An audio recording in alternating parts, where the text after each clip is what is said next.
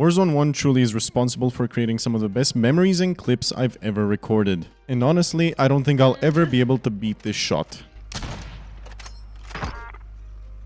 Guys?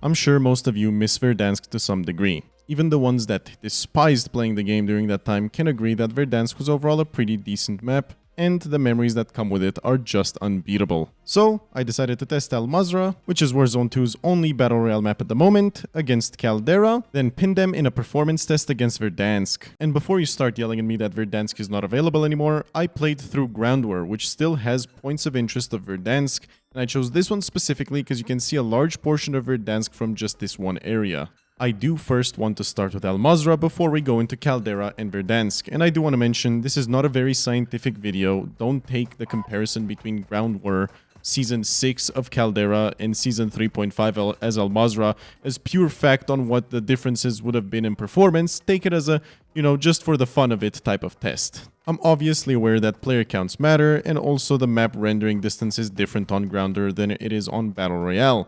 But something that's important is to note that on Mazrah, the 1% lows are down bad. The averages aren't unusual at all in my opinion, they're pretty much what they should be for Mazrah at this point in time, but the 1% lows are significantly below the other two maps, and not only that, it's significantly below what it used to be in Season 1 and in Season 2 of Mazrah. As we go through these tests, please take a look at my GPU usage and keep track of it, because it's important for comparing Caldera and Ground War Verdansk to Mazrah. What you'll notice is that the GPU usage stays around 75 to 85% on Mazrah, and mind you, this is on an area of the map that is pretty much not that CPU bottleneck compared to a lot of the city areas, which will be far more CPU bottleneck than this part of the map would be. The reason all that was important on Mazrah is so we can now compare it to Caldera. As you can see, the GPU usage in a generic part of the map just running through the street is about 10% higher on average, which does equate in slightly better performance in these areas.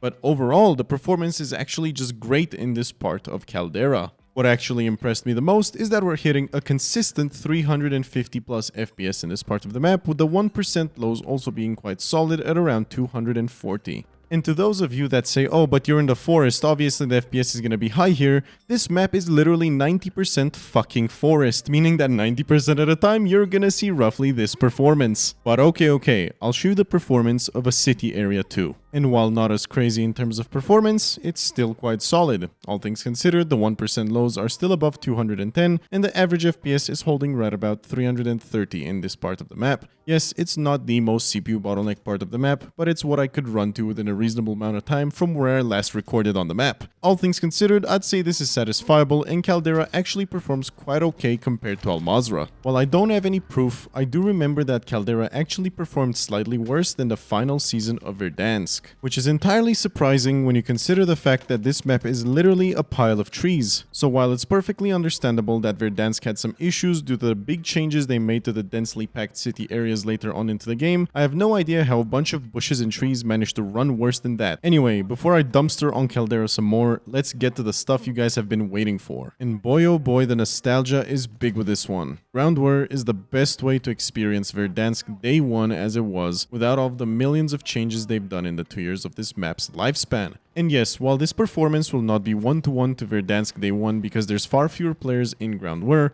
it's still very nostalgic to be playing this game again. What's interesting is that the GPU usage is only sitting at about 87 to 93%, meaning there's still a bit of a CPU bottleneck even in Ground War. But you know what? I can forgive this game for not being fully GPU utilized. Truthfully, the frame rate is above 350, and in my opinion, that is more than enough. Even the 1% lows are incredible. So the game not being fully GPU utilized isn't a big deal over here. And when you compare it to like Mazrah and Caldera, it runs freaking great. The days of Verdansk were extremely important for me.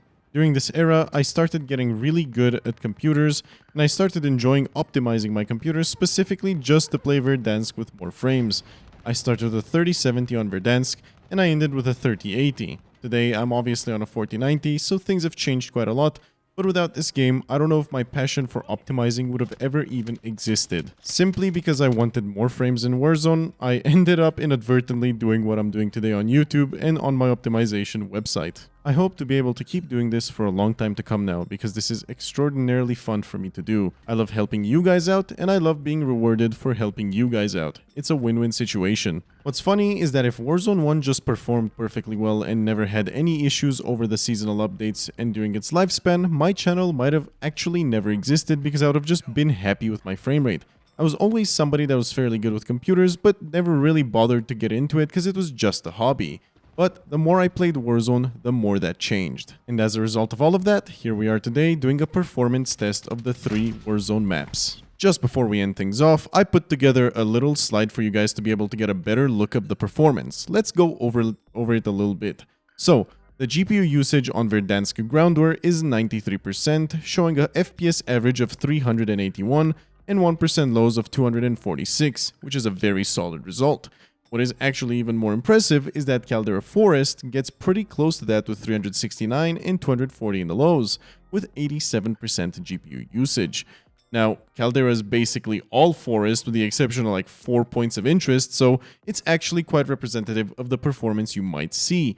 Then you get into the building and a more packed area of Caldera, and the FPS drops a bit to about 323 and 205 in the 1% lows, which is still passable and you won't have an issue having gunfights.